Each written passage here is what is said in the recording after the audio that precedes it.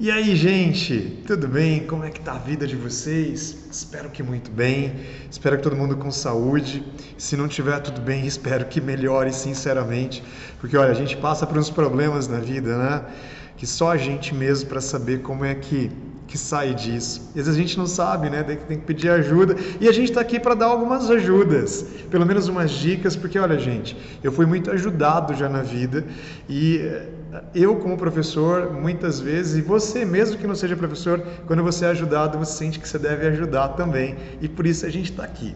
Bom, acabei de acabar uma aula na faculdade, e eu acho que é um momento legal para a gente conversar, e o assunto que está aí na agenda de agora para diante é restituição de imposto de renda. Então, se você é obrigado a declarar a sua renda para a Receita Federal, porque você ganha aí mais do que, né, o mínimo que ela diz que você fica isento de imposto de renda, provavelmente você teve imposto de renda retido aí na sua fonte pagadora, ou seja, se você trabalha numa indústria, num comércio, num lugar, numa empresa aí na firma, como se dizia na minha época, né, do século passado, se você ganha um certo salário acima do limite da receita de isenção, você tem imposto de renda que ficou retido aí e você está fazendo a sua declaração de imposto de renda ou já fez a sua declaração de imposto de renda, já entregou a sua declaração. Bom, se você entregou a sua declaração de imposto de renda, talvez você tenha uma restituição. O que significa isso? Você recolheu mais imposto para o governo do que deveria ter sido recolhido, né? Porque quando você faz a declaração de imposto de renda, você informa se teve gastos com educação, gastos com saúde, né? Com saúde tanto psicológica, terapeutas, quanto dentista, quanto exames médicos. Você declara aí uma série de informações que o governo entende que, por exemplo, educação seria obrigação do governo, né? Saúde também. Então, se você teve alguns gastos, o governo te dá essa possibilidade de deduzir da sua renda total e aí você tem uma devolução de imposto de renda. Ok? Então, a pergunta é, se eu tenho restituição de imposto de renda, vale a pena antecipar essa restituição na cooperativa de crédito, no meu banco? Será que vale a pena? Então vamos conversar um pouquinho aqui sobre isso.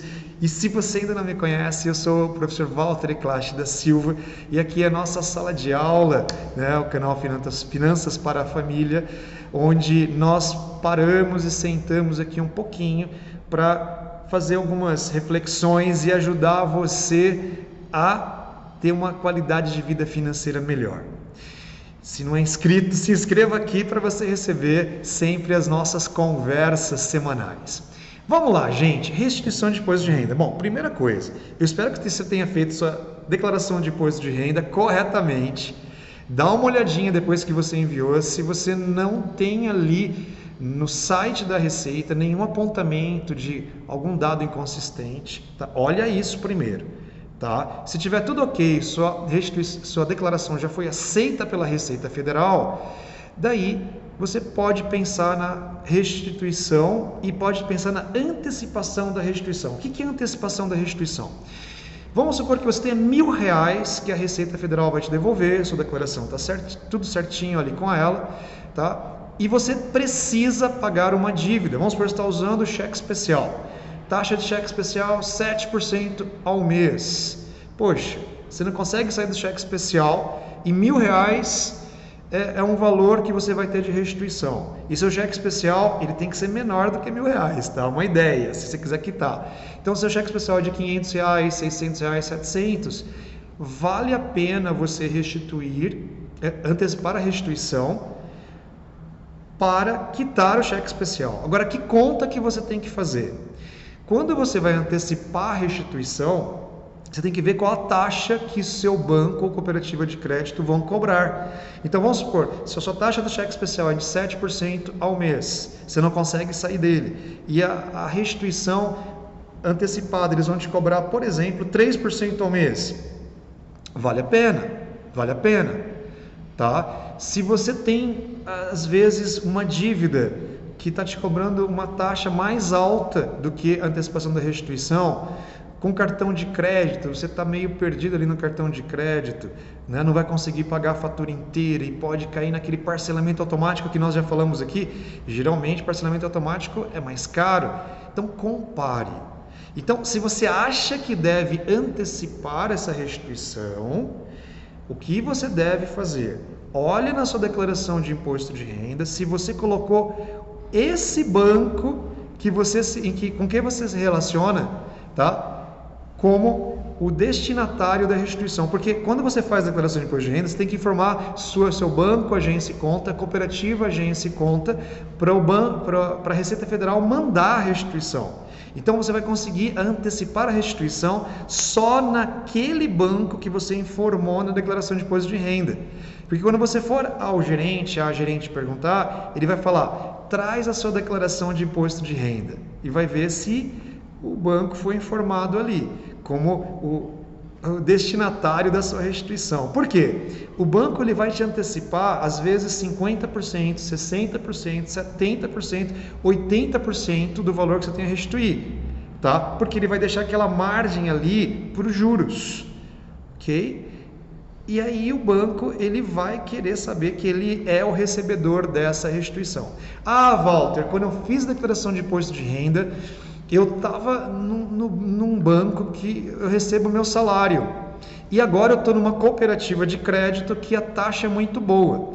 Então, o que você pode fazer? Você pode fazer uma retificação da sua declaração de imposto de renda, mudando o banco para onde vai a sua restituição. Isso é possível fazer, tá? Mas assim, aí você vai naquele aplicativo, naquele software da Receita Federal, faça uma declaração retificadora, muda ali o banco, tá? Ou a cooperativa de crédito, tá? Manda para a Receita e depois olha se aquilo foi processado. Sendo processado, aí você vai ao seu banco ou cooperativa de crédito para proceder a essa antecipação. Agora tem que lembrar o seguinte, a antecipação ela pode vir num lote da Receita no mês seguinte, no outro mês. Teve vários anos que o último lote era em dezembro, tá? Com a pandemia, com algumas dinâmicas, a Receita Federal mudou um pouquinho a data do último lote. Geralmente a data de pagamento é o último lote da Receita Federal, tá? Então, quando cair a restituição de imposto de renda na sua conta, se você antecipou, dá uma olhadinha lá se você vai ter já amortizado essa dívida. Se caso não amortizar, assim cair a restituição, pede para o seu gerente fazer a liquidação, tá? Porque geralmente o que eles fazem? Os bancos e cooperativas, eles colocam o juro ali com a data limite do último lote da Receita Federal. Então, se é dezembro, se você pegar a restituição, por exemplo, em abril, né?